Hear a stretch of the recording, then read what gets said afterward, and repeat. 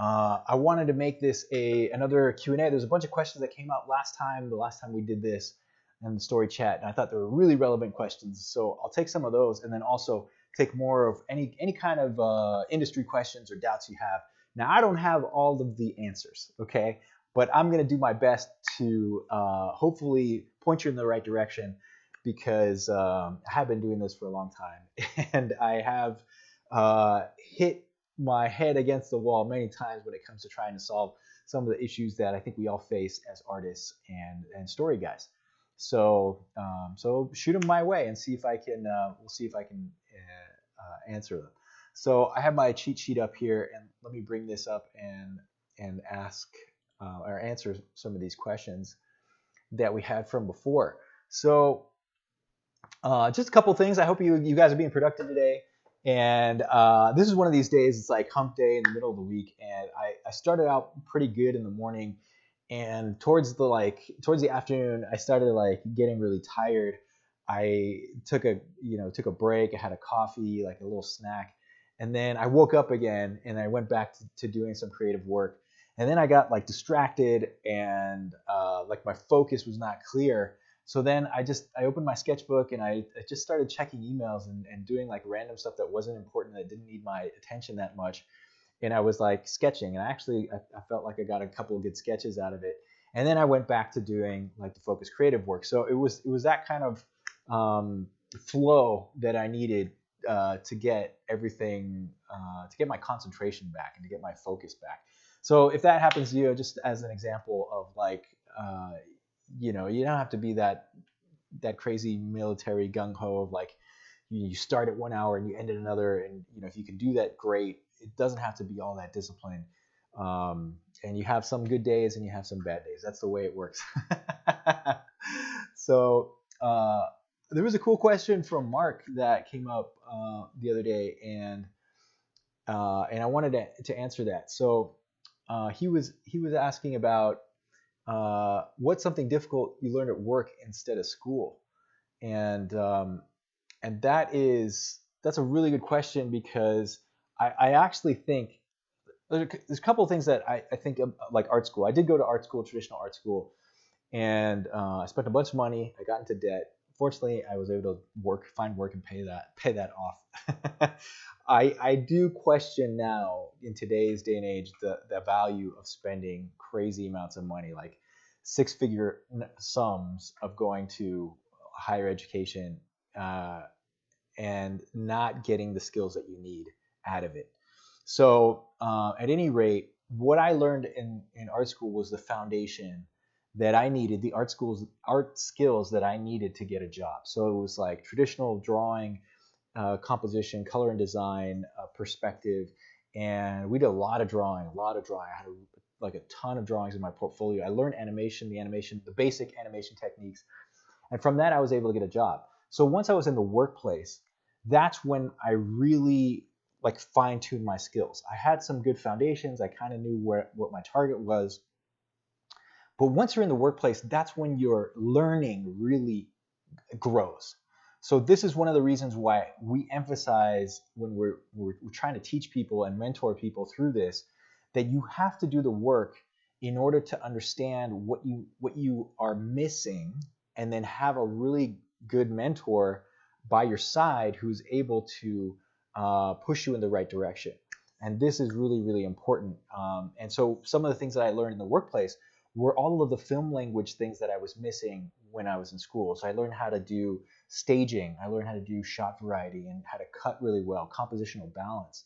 All of those things I learned on the workplace. I also learned how to draw for storyboards. I had like a traditional, like realistic anatomical figure drawing knowledge, right? But when it came to simplification and drawing something cartoony and shortcuts, that I didn't know very well. And those were the really hard lessons that I had to go and practice. And I remember like when somebody told me, like one of my supervisors was like, go home, watch the Disney movies, freeze frame it, and draw from it.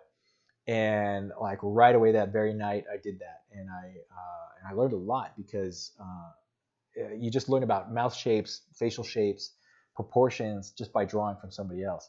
So that was a really good thing. And I remember I heard a couple of stories from a lot of the like seasoned veteran animators.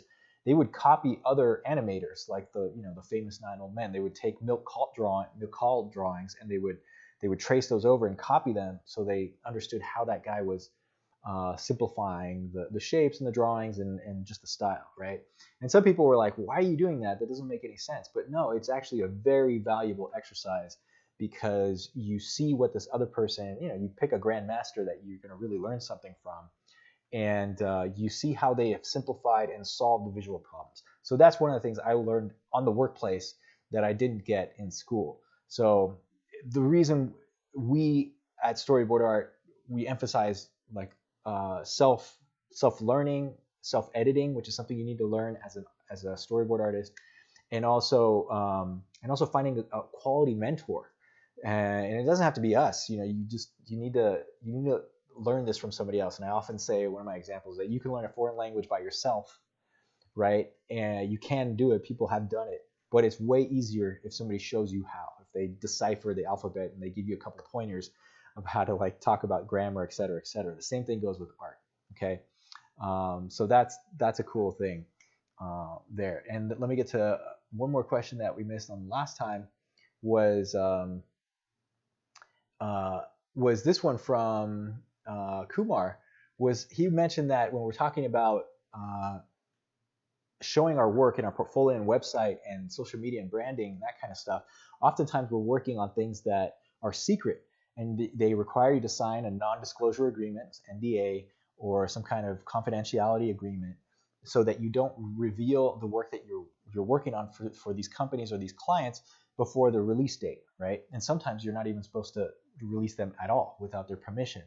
So if this is the case, what you need to do there is have some of your personal work that you've done. So set time aside to do your own samples, and that way you will have something to show that's either similar to the kind of client work that you're doing, or that shows off your own style.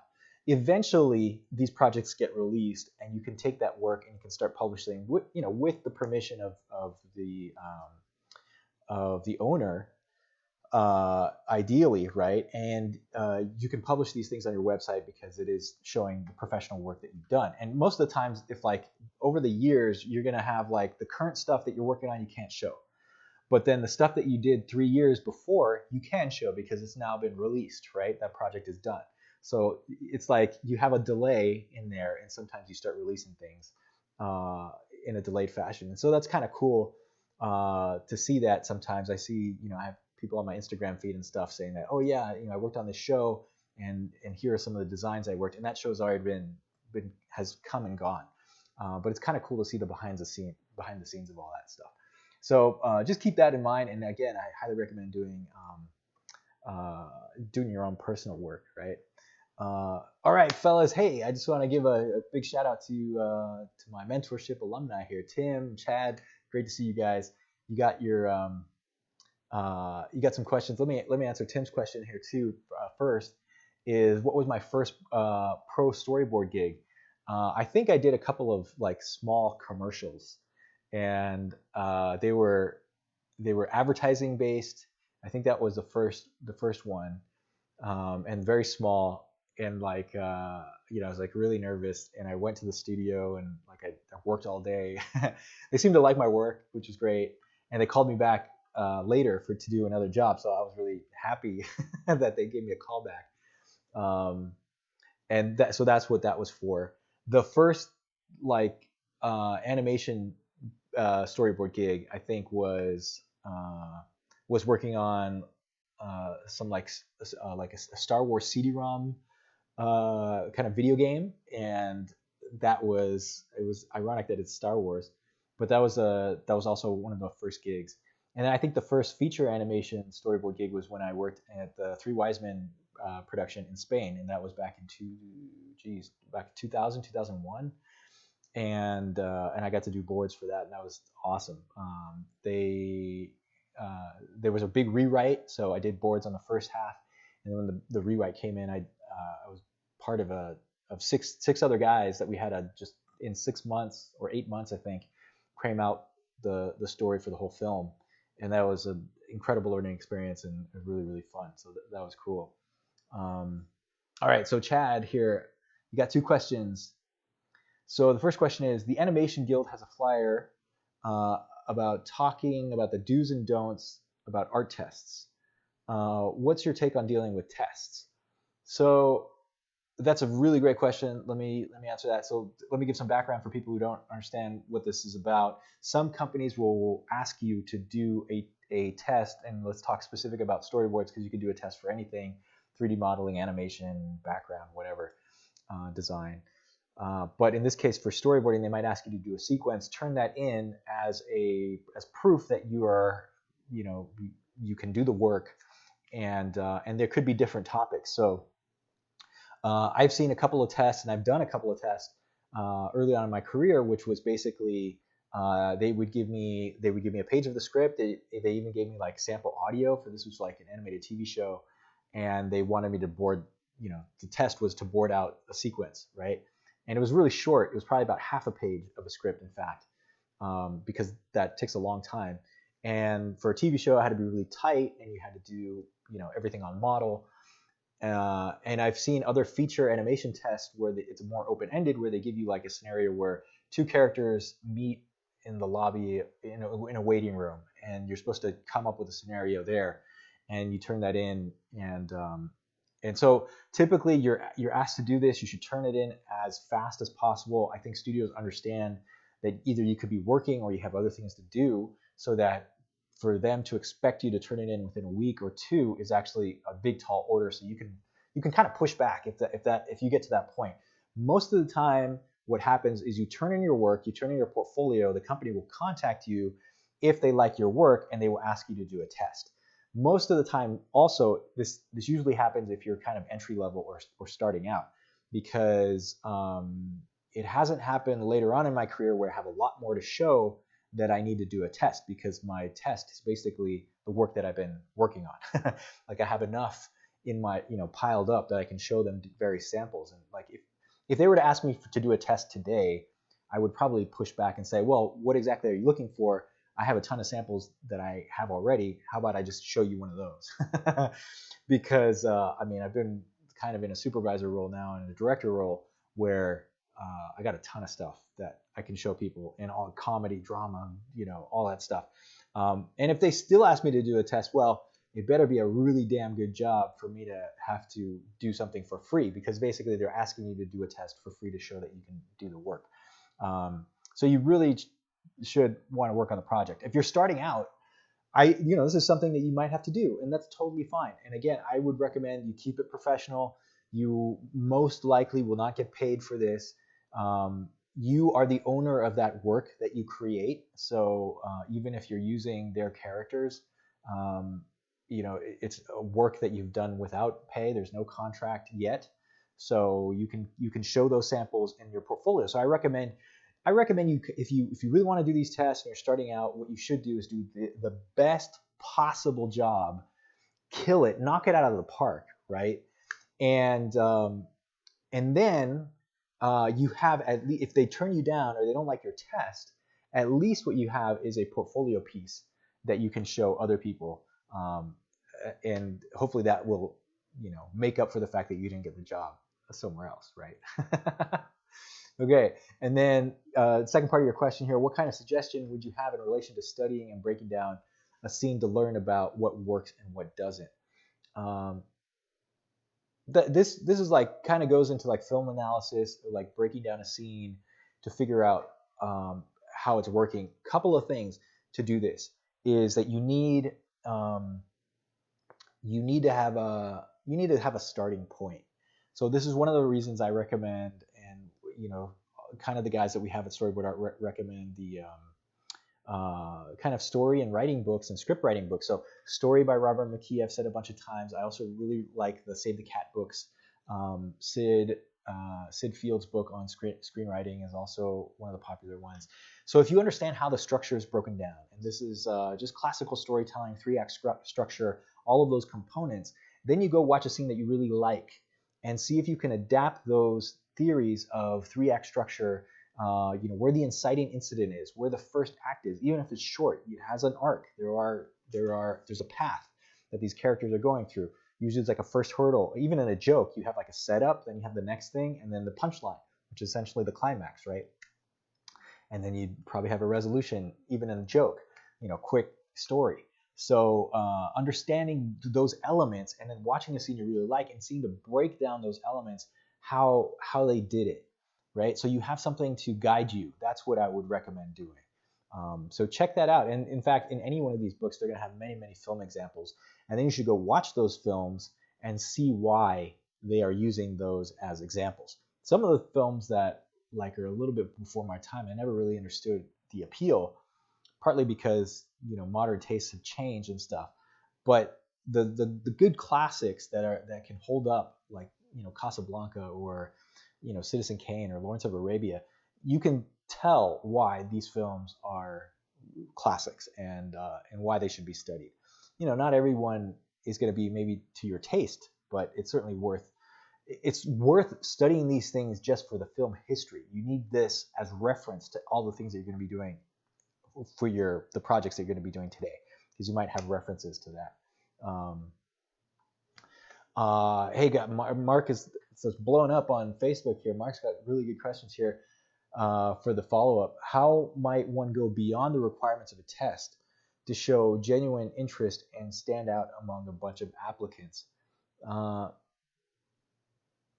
Okay, a couple of things are important when you're doing a test. They are testing you to make sure that you will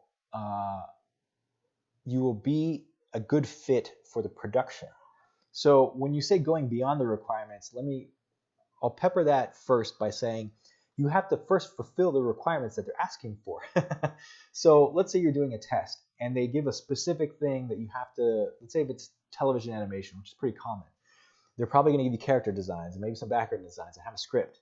If you don't follow the script exactly and you don't follow the character designs exactly, they're going to knock you down. You're not going to make it. So I wouldn't recommend you deviating from that and doing your own thing, because that's not what they're going to want to see. You have to follow their requirements, and every test is different. So make sure you read through all of the directions many, many times. For television animation, usually your characters have to be on model, which means they have to be very accurate to what the shots are and what their proportions are compared to the other characters, okay? Follow all those directions. And then the other thing you want to do is you really want to make sure that your storytelling ability is shown very, very well. And so that's what will make you go beyond. And this is really hard. So one, I would make sure that everything you do is 100% pro. Don't make anything sloppy. If there's any notes that you have to put there, camera notes, cut notes, guides, action commands or action notes that you're going to put in your storyboard, make sure all of that is perfect and that your handwriting is great. You type it out and you paste it in there. Nothing sloppy. It's going to be 100% pro. Okay, that's one obvious tip that I think is like uncommon common sense. Okay, the next one is going beyond it. Well, just kill it. Make sure your drawings are super tight. If you have a really, if you have a questionable hand that you're drawing in some of your things, you just indicate it really quickly. Now go back, fix that. That's a test. This is going to look at it and they're going to say, man, this guy just blew through this and he wasn't paying attention, or he didn't care enough to fix that hand or fix that expression. Well, these poses are a little weak.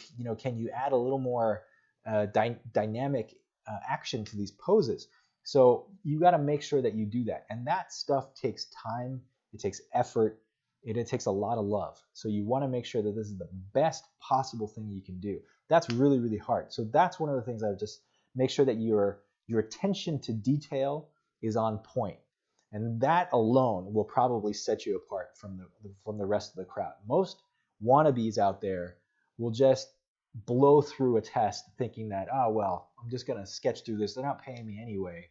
I'm just going to, do it. And then hopefully the essence of what they're looking for is and then they're going to pray that they're going to get a phone call and a callback. That's not how it works. If you show them, you blow them away with your professionalism and the quality of your drawings, you're going to get a call. And they might even call you to say, man, I really like your test, but we have, we went with another applicant, but we're going to keep you on file because your test was so awesome. Amazingly, that happened to me. I did a test and not to blow my own horn, but I did a test for a Avengers show and for Marvel. And I thought I I thought I blew it. I was really like depressed for a while because I was like, man, this I probably my drawings were not tight enough, and like all these things I'm telling you about what not to do. I think I did them, and like I rushed it, and I didn't clean up my drawings, and a couple of drawings were not on model, and I thought, maybe this shot was a little bit wacky. At any rate, turned it in, never got a call back. Years later, I'm talking years, I heard that a producer was looking for me because they saw my test and they wanted to connect. And I was like, what? What test? And I went back and I looked at the test and I was like, man, he liked that? And I was really proud of myself, at least that somebody liked the work. So anyway, you never know what happens. Nothing. I never got a job out of it, but at least somebody said they liked my test. So that was fun. Okay. Uh, and then Mark has a great comment here too. You definitely shouldn't be doing free spec work given your level of experience. Well, thanks, buddy, if you're talking about me, but that goes with anybody. There's always a danger with doing spec work, right? Spec work means work for free on, speculation. Don't do any of that stuff. Most of the time, also research who you're doing the test for. If it's some shady company that's like, in another country, you should do your research before you actually submit to doing a test to see if they have money, if they're funded, if they're legit, who's backing them, if it's a bigger company, if it's Netflix, it's something like that. That's what you want to make sure you're doing. And then if you can negotiate something, great. Like it's rare that they're going to pay you for a test, but most of the time, you should, like for example, if somebody's going to ask me for a storyboard test today. Now, not that I think I'm the greatest thing ever. It's all in context. So if they're going to ask me for an action show test, I got tons of examples, and I'd be like, hey, can I show you some of these? Is that enough? And if they still have doubts, then I'll take their feedback and say, well, you know what? And they might say, that's not the type of action we're looking for. We're looking for something else. Can you show us something else? Well, then, I might consider it if I really like the job or I like the people that are on that production.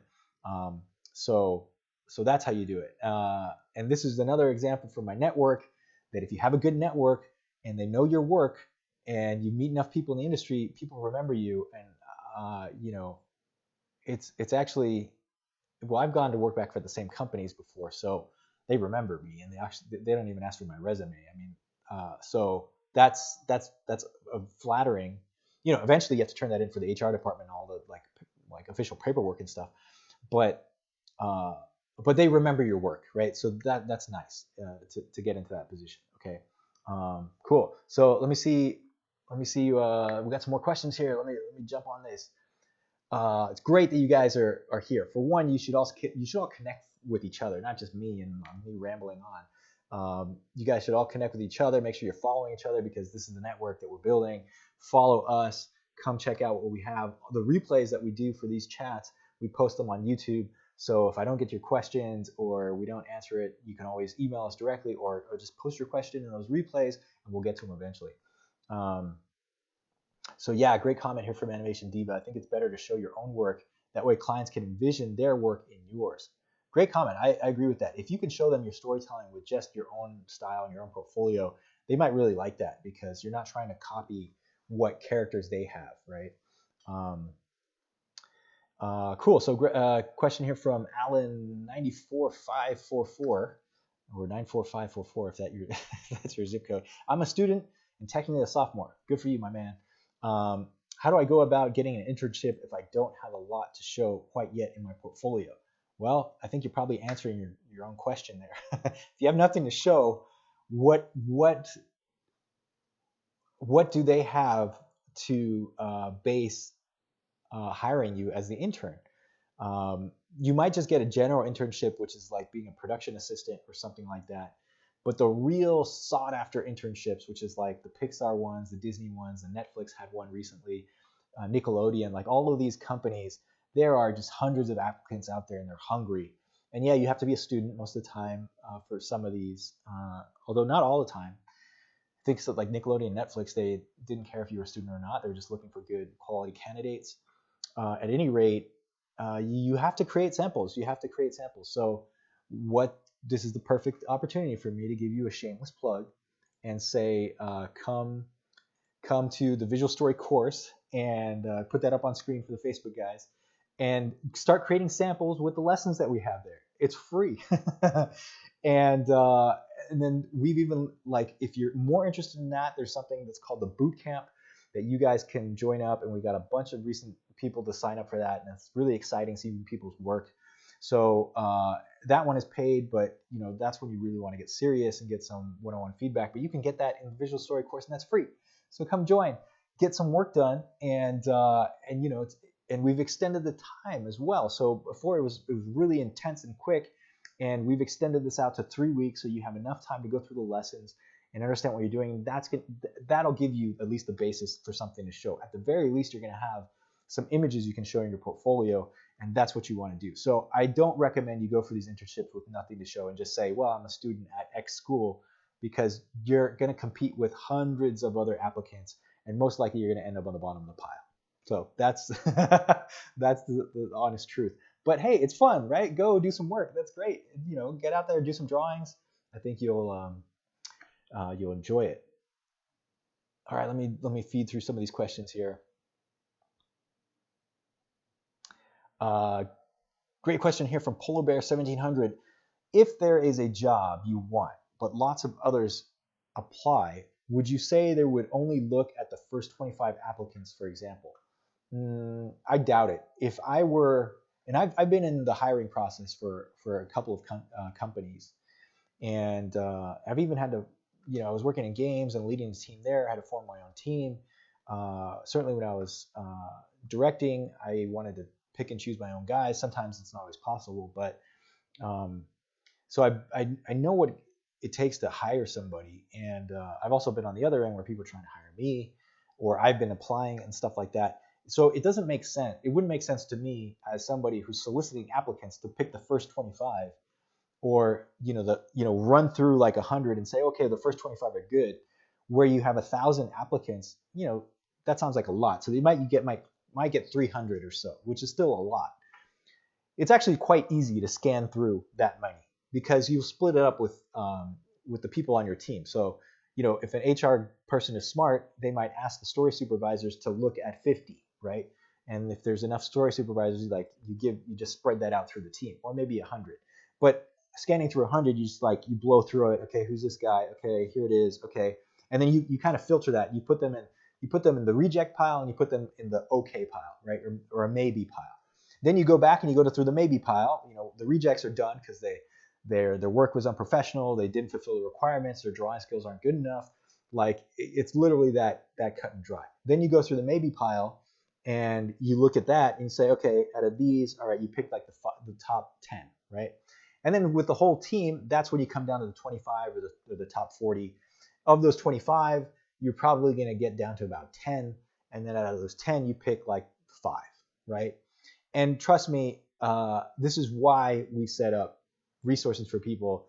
It is really hard to do this. And so people who have the necessary skills and the drawing level, it takes a long time. So when you see somebody like that, you get excited because this person has put in the time, and their application is well presented.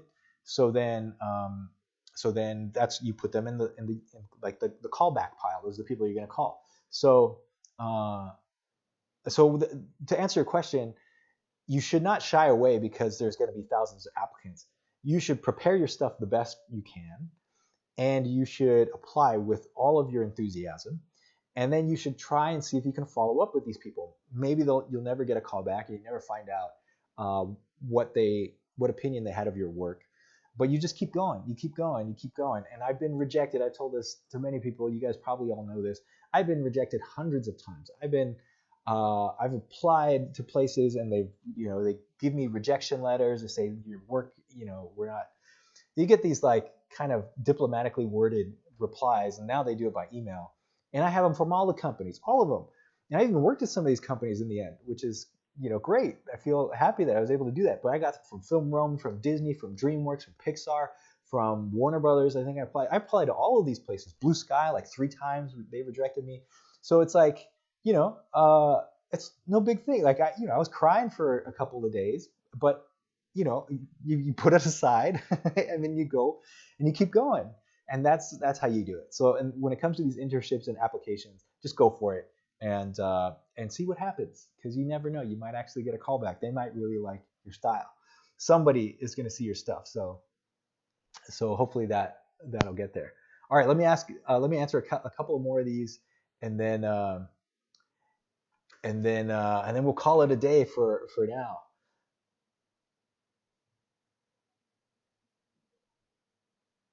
So let me. This is a great question here from Nat.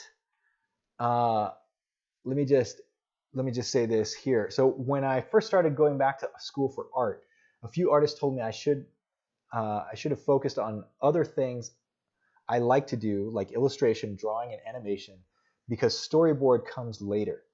What do you think? Uh, and you're welcome for taking the time to chat with you guys. I love this. This is all really great. Um, so basically, let me see if I can sum up this question. So apparently, Nat here, when he went back to school, they were mentioning that he should have studied other things like drawing, animation, illustration, etc., before actually getting into the storyboard discipline. Now, that's probably a good comment. I would most likely say that's probably coming from the fact that your portfolio or your skill level did not represent what you needed to currently do storyboards. Now, that doesn't mean you can't study storyboards or get into doing story work from day one. In fact, I recommend you do that, because I've seen a lot of people who have really good ideas, they have really good story ideas, but maybe their drawing skills aren't there yet. But when their drawing skills catch up, which eventually happens, then they're like a double threat, because their story ideas are so good and then their drawings are good that now they can start working, and people are going to take notice. So most likely that comment is probably coming from the fact that what you have to do is you have to have a solid foundation of composition, just classical drawing skills in general, because that's the tool you're going to be using to tell your stories. You should also know about that because it helps sharpen your eye. And what I mean by that is, your eye for composition, your eye for camera choices, your eye for unique ideas, and all of this stuff comes if you start studying art, and just classical drawing and painting. So if you know composition, you study the masters, right? The guys who came before us, and you're going to see how they composed illustrations and compositions. You can also study photography. There's some amazing photographers out there. Certainly for live action film, you want to study the greats out there too. But you have to have really sharp skills. So color, composition, anatomy, perspective, all that stuff is really good stuff to do. So I think that's probably a good question to end this chat on. And I think if anybody is interested in digging deeper into that or applying to studios or internships and all that, what I would recommend is that one, you can probably use us as a resource and springboard. You can join the Facebook Visual Storytellers United group and get some feedback before you actually show that to others. So if you're if you're totally isolated and you don't have a community of art people or friends that that can give you honest feedback, maybe you don't have like a mentor in your life or something like that, which is fine. You're probably just starting out. You haven't built up your network enough. Well, that's what we're here for. Come join up and start posting your work and getting some honest feedback. And then take it with a grain of salt. You have to build up a thick skin, because, like I said, you are most likely going to get rejected. I'm sorry, my friends, but that's the reality. And it happened to me 1,000 times, and it might happen to you a couple of times. Just let it roll off your back and keep going, okay? And keep building up your skills and keep doing this, because you're a storyteller. You want to tell stories and you want to do this. This is your lifestyle. This is what you want to be doing. This is your dream and your passion. So that's why you do this stuff, okay? I highly recommend you get a group of guys who can give you some honest feedback about stuff. And that way you'll at least have a direction to go for when applying to these things. Because if you're just starting out and you want to apply to these big companies like a Pixar or something, and you're blindly do it, and you don't have any knowledge of what it takes to actually put a portfolio together or to show some quality samples, you're going to be at a disadvantage compared to other people. Okay, that's just the honest fact. And there's plenty of room for everybody. So even if you don't get into Pixar, there are many hundreds of jobs out there in the world economy. And regardless of what virus is going around, these things, the entertainment industry is going to keep on going. And if you guys see, most likely you're doing streaming and you're on your phones and you're consuming media on a daily basis and sometimes on like an hourly basis, right? For some of you out there. So none of this is going away, and there's plenty of opportunity for all of us out there. We just have to apply ourselves and be able to communicate our ideas in the best way possible. All right, friends. On that, let's all stay positive and keep working hard and keep working on your stuff. Okay. Good to see everybody, and we'll talk soon. Okay. Take care.